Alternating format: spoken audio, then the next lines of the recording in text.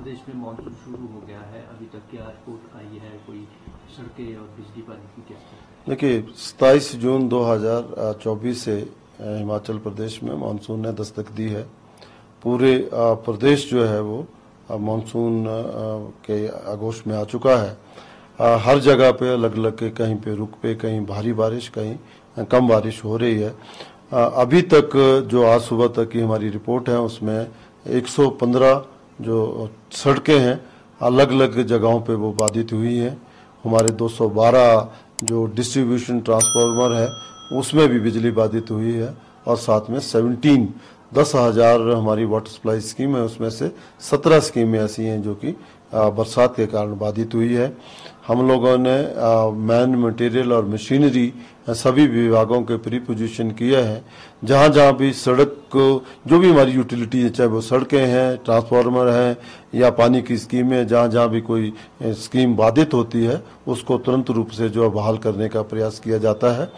अभी तक हमारे लगभग इस दौरान पिछले 27 जून के बाद जो है 20 के आसपास लोगों की मृत्यु हुई है, लेकिन वो किसी बाढ़ या पानी में बहने से नॉर्मल जो एक्सीडेंट होते हैं उसके कारण हमारी डेथ हुई है। एक दो जो है एनिमल का भी नुकसान हुआ है। जो टोटल आंकड़ा अभी तक, क्योंकि बहुत ही एक हफ्ते के आसपास हुआ है, 1 करोड़ के लगभग जो है अभी तक हमारे पास जो है वो नुकसान हुआ है। और ये जैसे जैसे मानसून आगे बढ़ती जाएगी इसकी एस्टिमेशन भी साथ साथ आ जाएगी।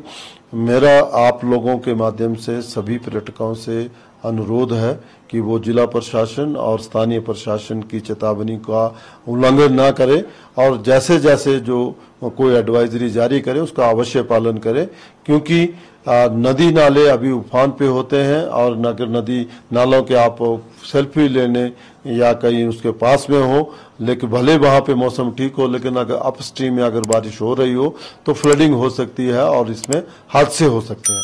इसका उदाहरण मैं ये देना चाहूँगा कि जब मई जून में पूरे भारतवर्ष में भयंकर सूखे की स्थिति चल रही थी, गर्मियां चल रही थी, रिकॉर्ड तोड़ जो है टेम्परेचर राइज हुआ था। हिमाचल प्रदेश भी कई जिले जो है लू की चपेट में आ गए थे। उसके बावजूद भी गर्मियों के दिनों में जहां पानी की समस्याएं थी, उसके बावजूद 30 के आसपास लोगों की जान पानी में डूबने के कारण हुई। और उसका सबसे बड़ा कारण यह है कि जो पर्यटक आते हैं उन पानी से अटखेलियां करने लगते हैं और फिर सेल्फी लेने लगते हैं, उसके कारण ये बहुत ही अप्रिय दुर्घटनाएं हो जाती हैं।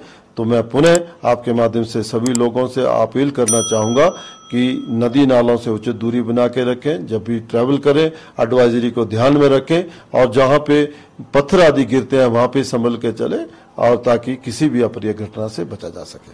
पिछले साल की अपेक्षा इस बार ऐसा ना हो, सरकार अलर्ट पे है?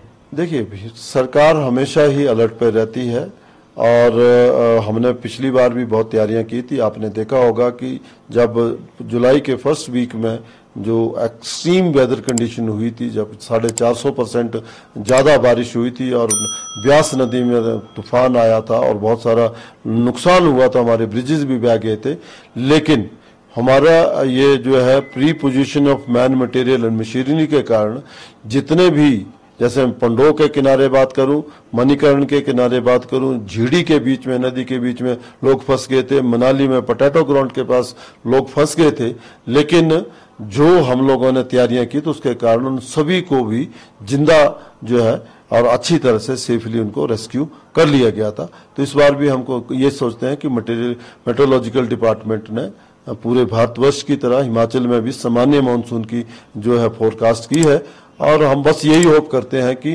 पिछले वर्ष की तरह जो है कोई एक्सट्रीम वेदर कंडीशन ना हो, तो क्या नाम अच्छा रहेगा। लेकिन अगर किसी भी इवेंचुअलिटी के लिए प्रदेश सरकार और प्रशासन जो है तत्पर, मतलब उसके लिए निपटने के लिए तैयार है। Thank you.